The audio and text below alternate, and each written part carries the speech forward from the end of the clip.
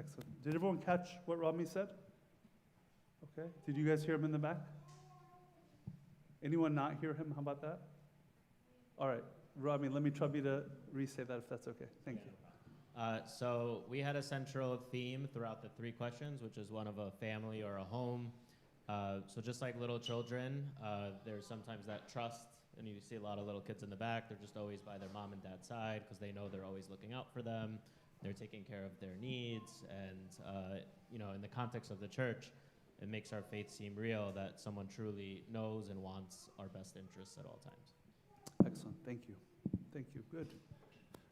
What about any other groups on that or number 2, maybe?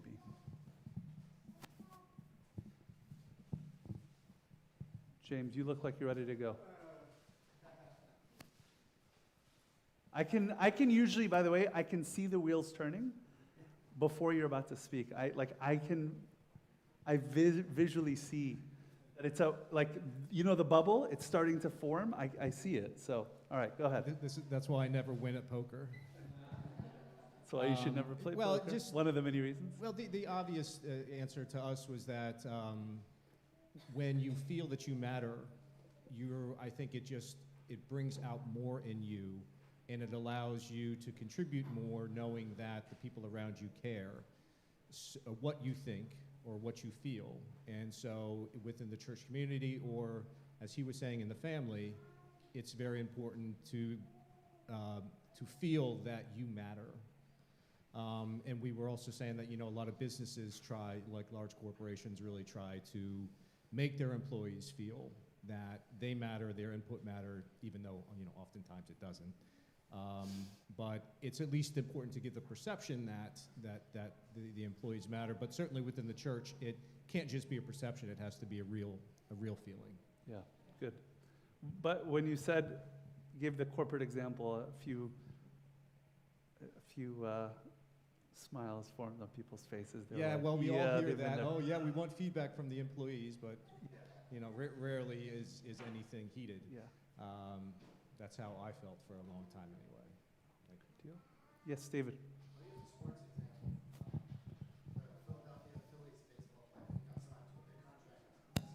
One second, pause. Okay, so I'll use a sports analogy. So a Philadelphia baseball player was signed this year, huge contract, and he was really struggling and being booed by all the fans, and everyone was giving him a hard time.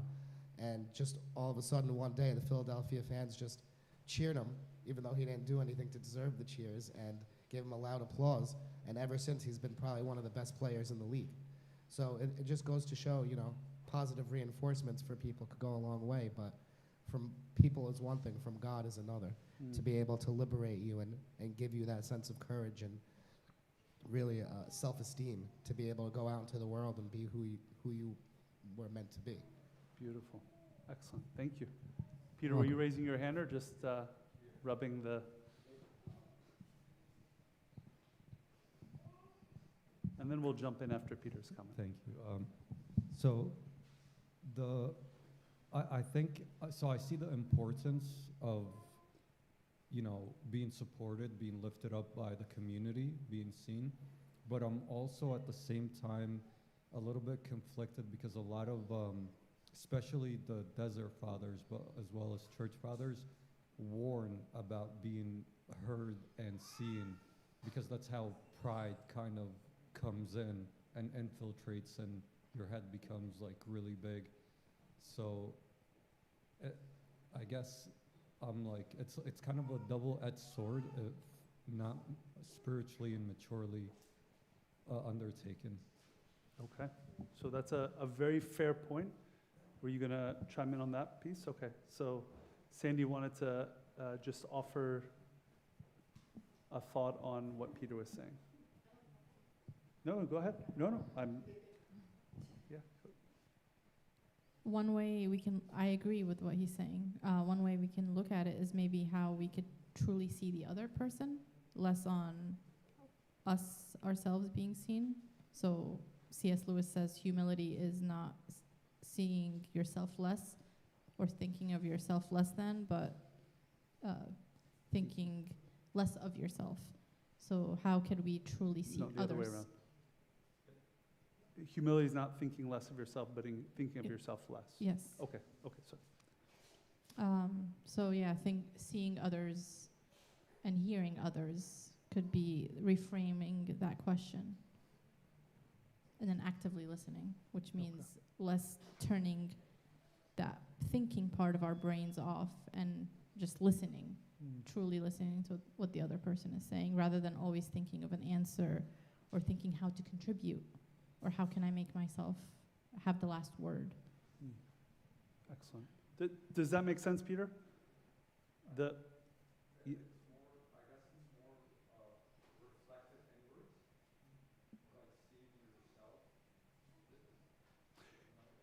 Yeah, so I think just if I could bring the two things together, because both sides are important, right? And anytime we go to an extreme, there could be an unhealthy dynamic. So on one side, yes, we want to make sure that we're not fueling pride and ego and all that sort of stuff, right? And that if we're fishing for it, then there's an issue there, right? But that doesn't mean that we as people should be intentional about seeing and hearing other people and about valuing other people, right? How that lands with others, like we want to make sure that, I know growing up, you would never give someone a compliment, or you would never say thank you to someone, because the perception was, well, that would cause a person to fall into pride, right? And I think it's important to be able to see others, to acknowledge it, to recognize the good. And by the way, Christ does this in the book of Revelation throughout the 7 churches, right? One of them had all good, one of them was all bad, and other 5 had something good and something bad, right? And Christ was very clear and intentional about, he saw them, and he spoke truth to them. And so we're going to talk about that, right? We want to make sure we're not just blowing smoke here, but that we're also communicating truthfully, but we then have to see and hear others and know others. I think that's the point that Sandy's also helping us to bridge, right? It's either extreme can create challenges. I think the other piece, and it's kind of beyond what we're discussing today, but I do want to mention it since you brought it up, Peter. In seeing others, in really understanding others, if I know someone is struggling with pride, then I need to be intentional about how I deal with that, okay? And what that doesn't mean is I personally try to bring down the person's pride by using a destructive manner, but that I need to be able to speak into that. Does that make sense? Yeah. So anyway, excellent points. Let's go ahead and jump in. In the name of the Father, the Son, the Holy Spirit, one God, amen. So we're starting this series, Communication Gap, and it's probably going to be 4 or 5 weeks is my guess. I believe communication is at the core, the foundation of every relationship. And if you look at most relationship issues, whether it's friendship, it's marriage, it's church community, it's workplace, oftentimes the issue is communication, right? When there is good communication that is happening within a context, oftentimes helps the relationship be in a healthier dynamic. But what happens a lot of times is when there's conflict or there's a lack of closeness and intimacy, it's because there's a breakdown in communication.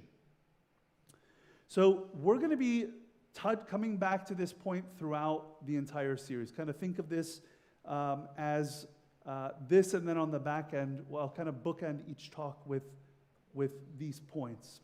So when we talk about communication, we want to be sure that we're setting our heart on Christ, because the reality is that communication originates from the heart. It's why, with all respect to our moms and grandmas when we were growing up, and they threatened to wash our mouth out with soap and water if we said something wrong, the issue was not with the tongue. The issue was with the heart. The heart needed to be fixed, right? The heart had stuff that was kind of brewing in there and that was coming out. And Jesus addresses this in the Gospel of Matthew chapter 12. How can you, being evil, speak good things? For out of the abundance of the heart, the mouth speaks. Right? So he's saying that because they're evil, the issue is they're not able to speak good things because there's evil brewing within their hearts. A good man out of the good treasure of his heart brings forth good things. And an evil man out of the evil treasure brings forth evil things. But I say to you that every idle word man may speak, they will give an account of it in the day of judgment. For by your words you will be justified, and by your words you will be condemned, right? So the words we speak, clearly Christ is saying their source is the heart. And so if we're having a difficult time communicating effectively, the first place we need to look at is what is going on in our hearts. Later in the passage, Christ says out of the heart comes hatred and wrath and fornication and greed, and all sorts of evil things come out of the heart because we allow them to brew there. We ignore them, that they're just sitting there, and we tend to focus on other things or distract ourselves with other things.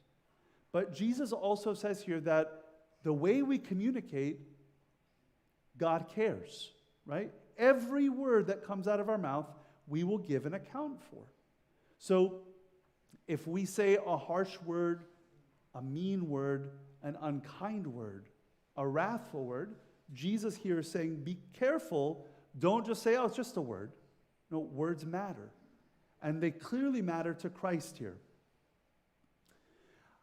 One of the challenges that we have in relationships, and again, I'm not going to specify every time, but when I say relationships here, yes, I'm talking about marriage. I'm talking about friendships.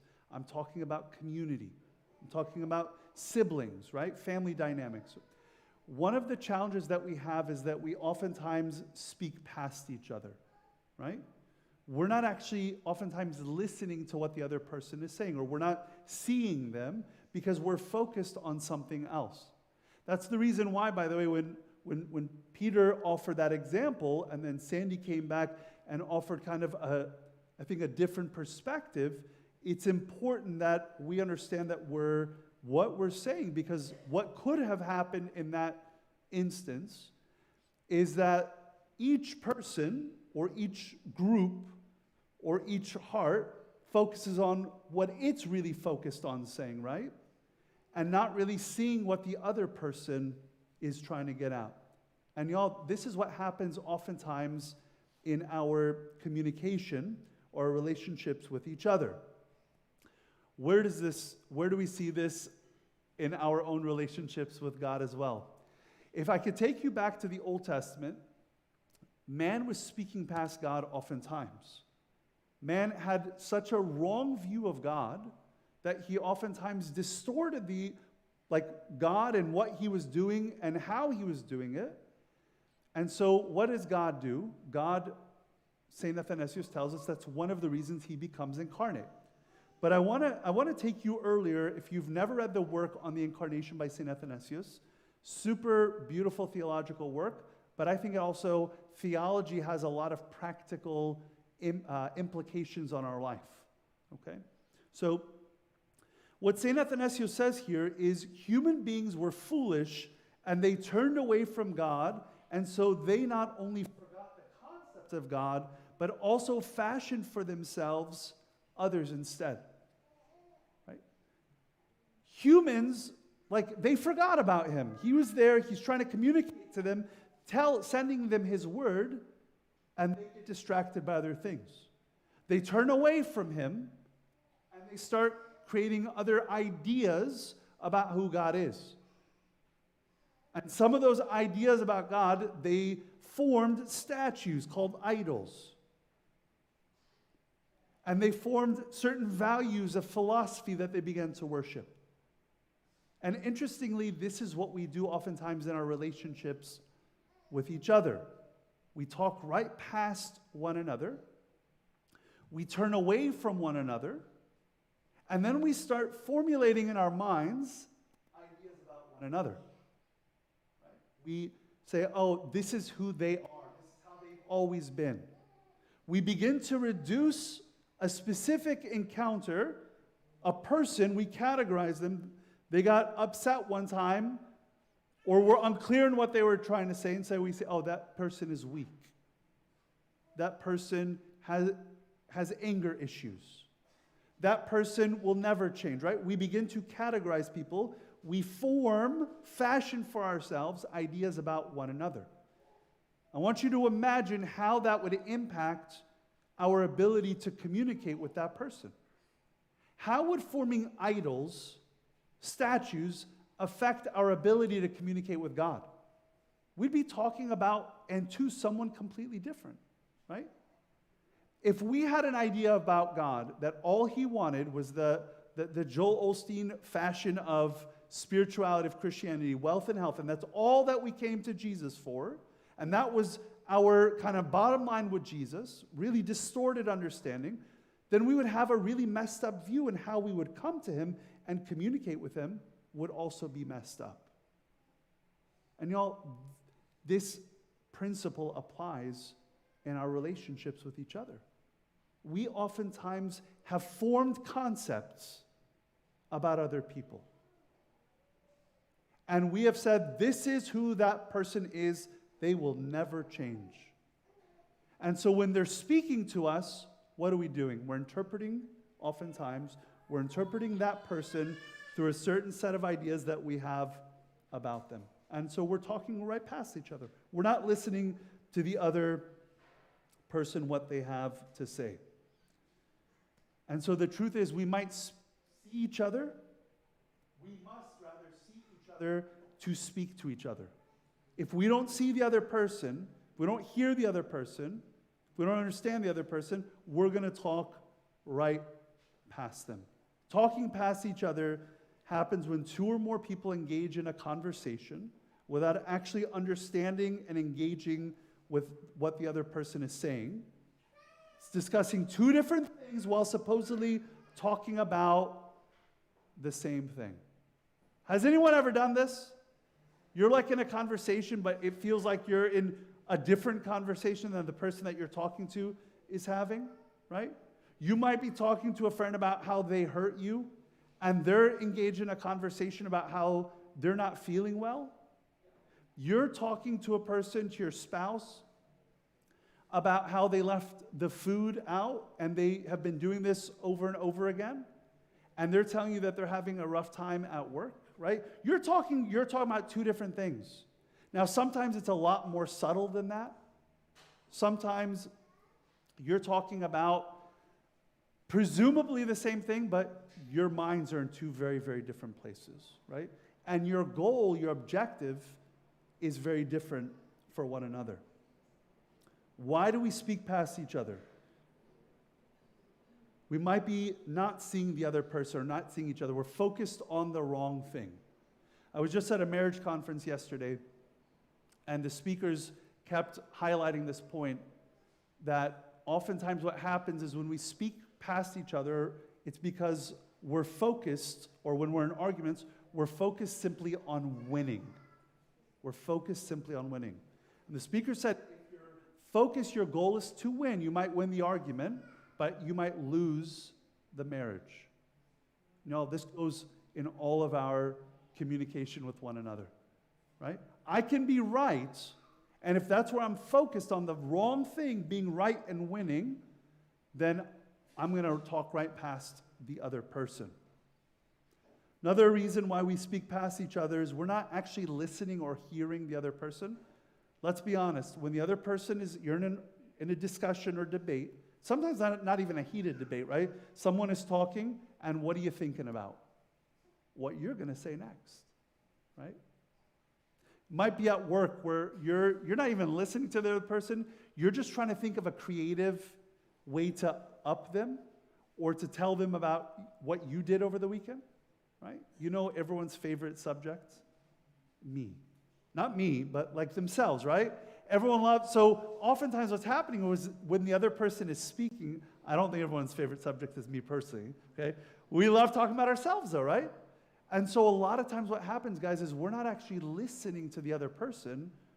We're perhaps in our own minds. Maybe we're not even thinking about ourselves, we're just thinking about something else, right?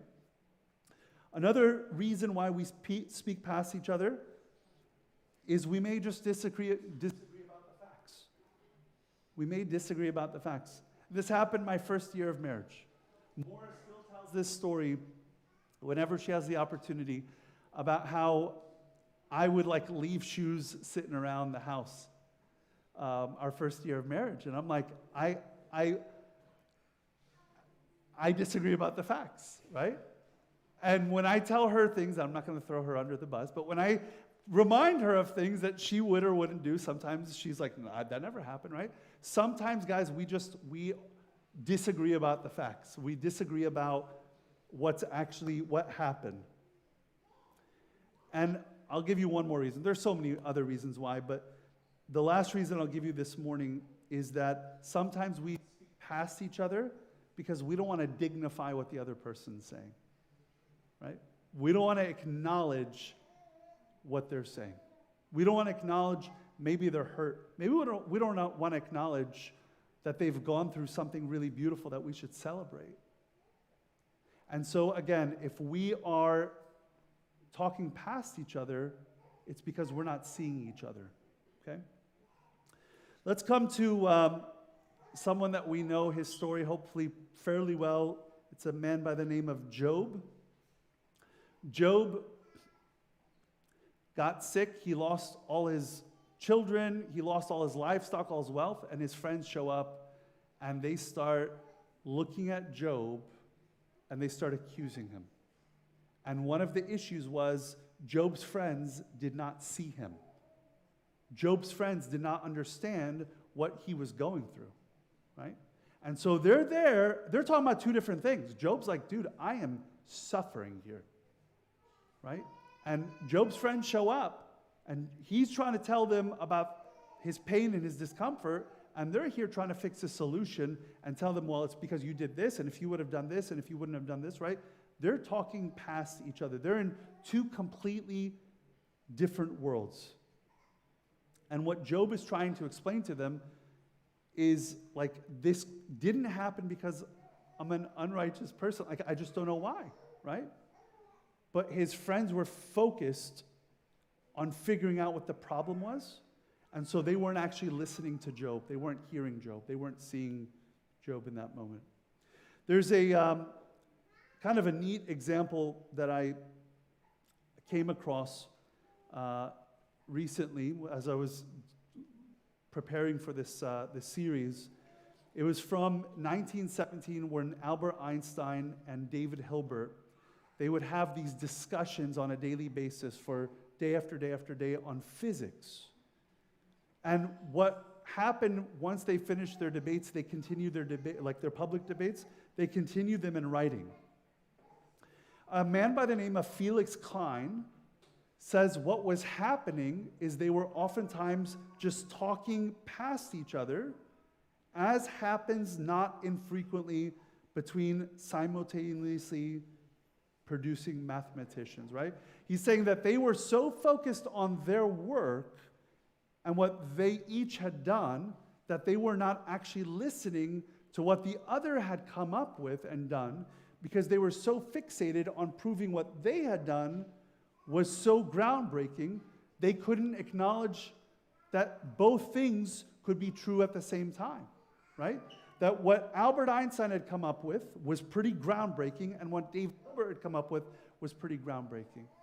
Now, in relationships, in friendships, we've got to be able to multitask, right? We've got to be able to hear each other, acknowledge each other, see one another, but that goes both ways, right? And so a lot of times what happens is when a talk about communication comes up, one person hears it and they say, see, if you would only. And the reality is, if we would only, right?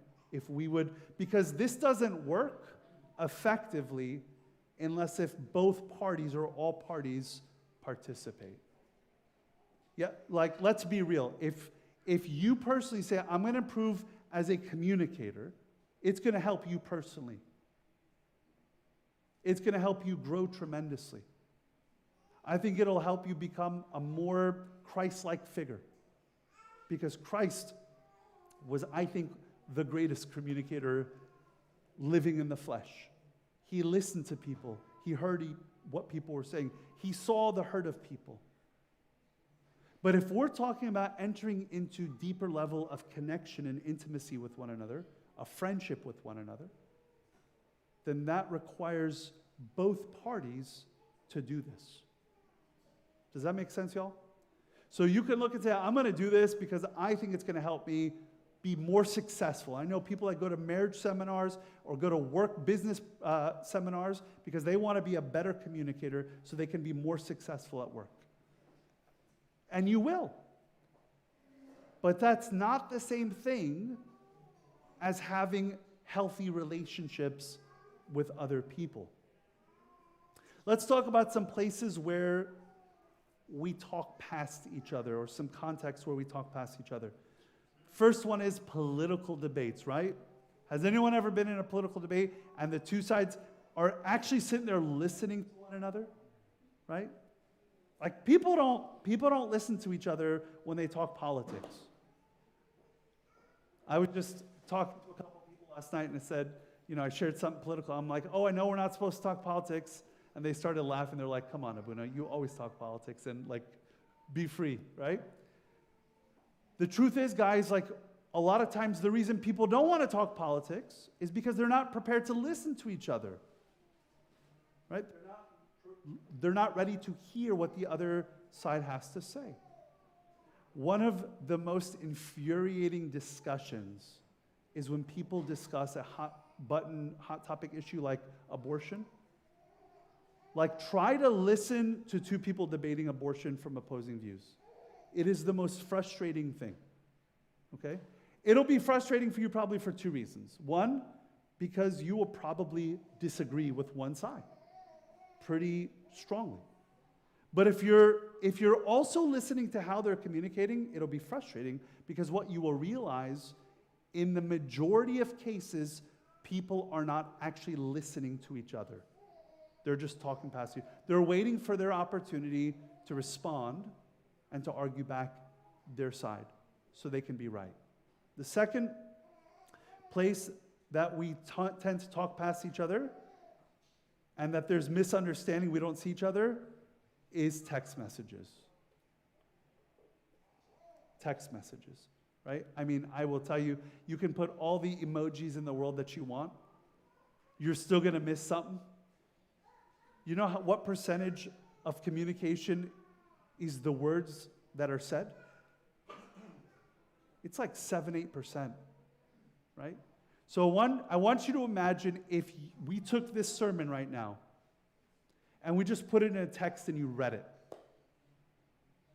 Without any body language, without any intonation, without any facial expressions, nothing. You just read it.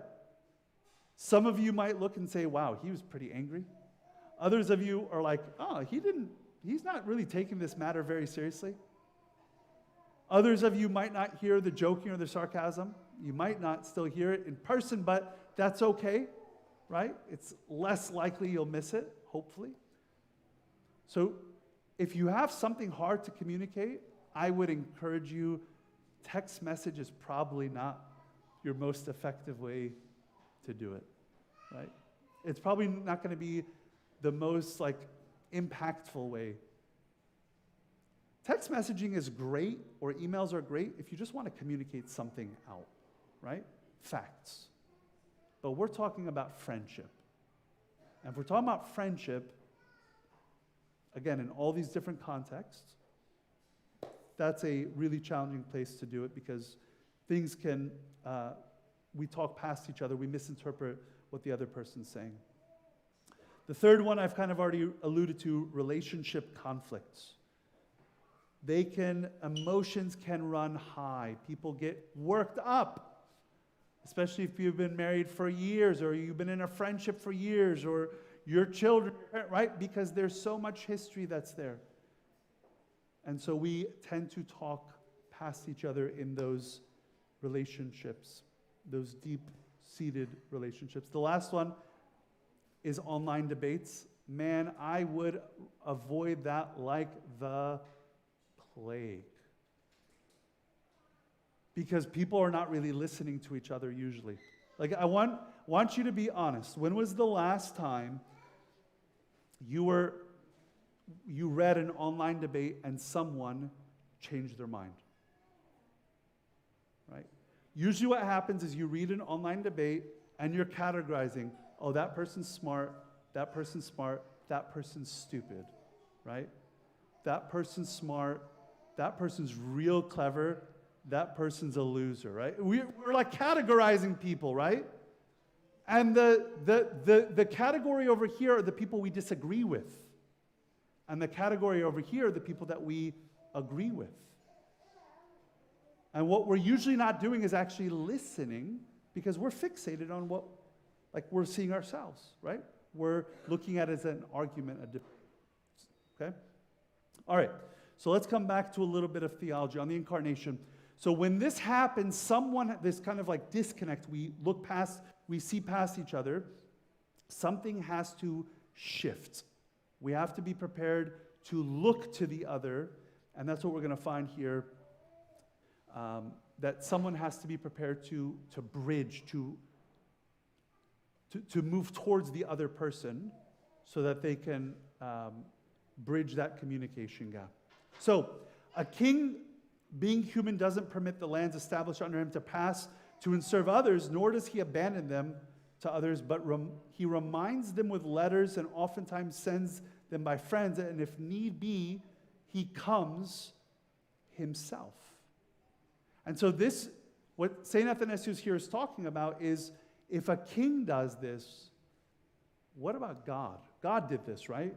God, because he wanted to make sure that he was known, he moved towards the other person. He sent letters, he sent messages, he sent envoys, and he's like, if I need to come myself, I will. And what that requires is a great deal of humility. If we're talking really about seeing the other person and hearing and listening, it requires us to humble ourselves to be able to come to the person where they're at. That we're prepared to look at the other person when we're speaking, or when rather they're speaking. I can't tell you how challenging it is when you're in a discussion with someone.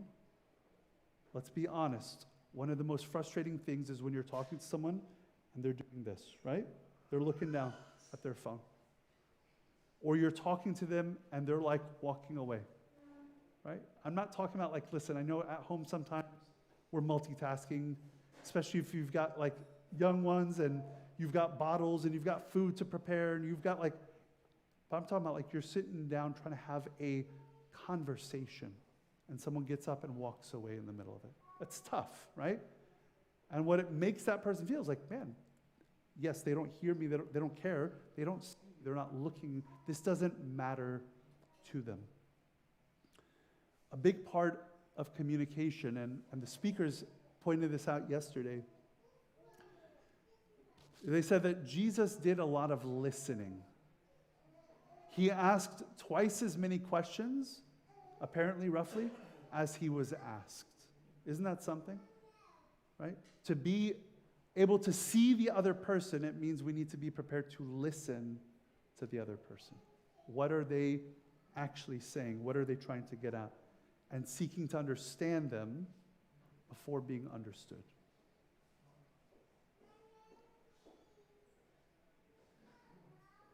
All right, let's come and wrap up here. During our discussion, it was mentioned that we, yes, people struggle with pride, okay? And so we need to be cautious and careful to acknowledge that if someone is struggling with pride, that we're not feeding into that. On the flip side, guys, it is critical that we understand that as people created in the image of God, we're created with this desire to be seen and to be known. And what the psalmist says here, he says in Psalm 139, search me, O God, and know my heart. Like, see me. Understand what I'm going through. Try me and know my anxieties. Right? This is a desire, a need that we have, is to be seen, to be understood.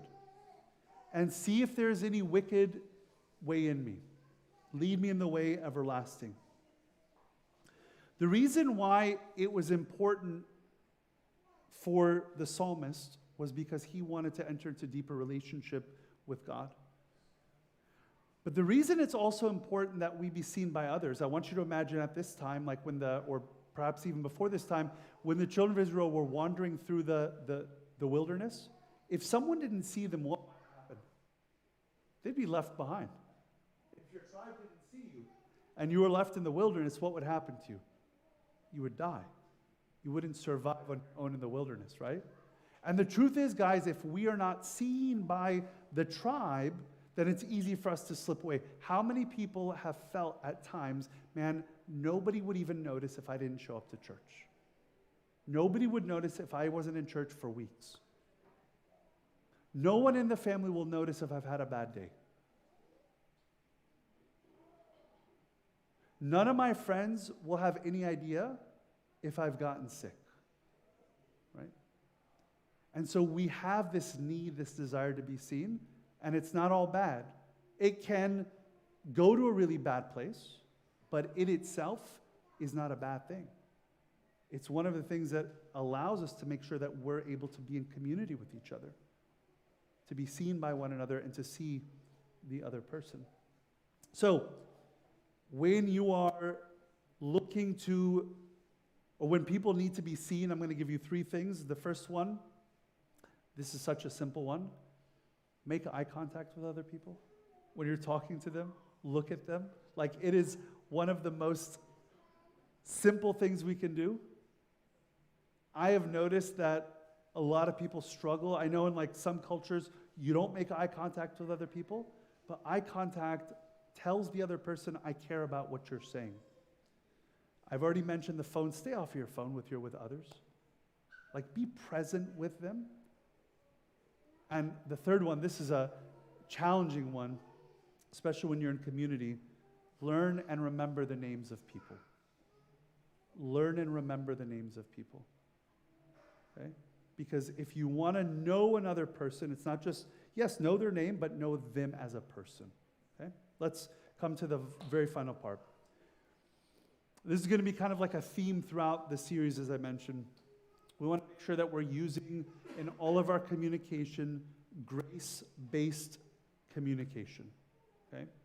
And Ephesians chapter 4, verse 25 to 30 kind of unpacks this a bit for us. Therefore, put away lying. Let each one of you speak truth with his neighbor, for we are members of one another. Be angry, do not sin.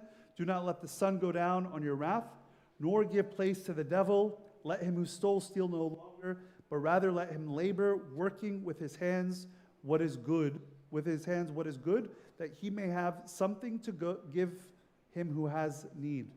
Let no corrupt word proceed out of your mouth, but what is good for necessary edification, that it may impart grace to the hearers, and do not grieve the Holy Spirit of God, by whom you were sealed for the day of redemption.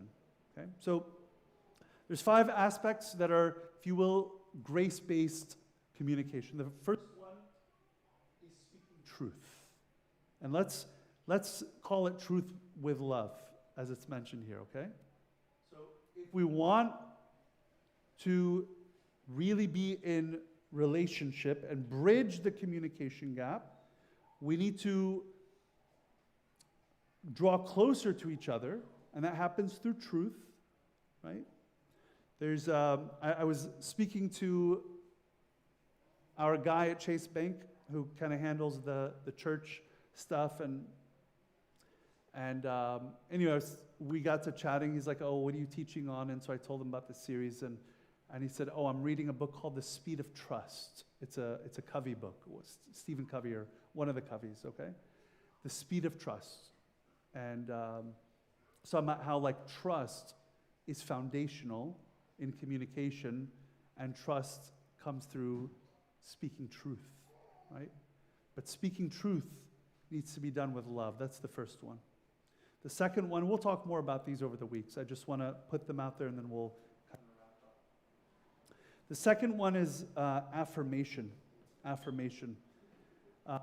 It's interesting, almost every book of the New Testament begins with a word of praise and thanksgiving.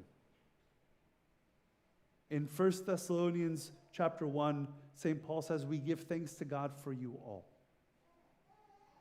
In the letters to each of the 7 churches in Revelation 2 and 3 I mentioned, our Lord was prepared to affirm, like, hey, these are the things that you're doing well. Okay? Grace-based communication is prepared to see the good in the other, what they are doing well, and to give thanks for them, to offer praise in an appropriate way.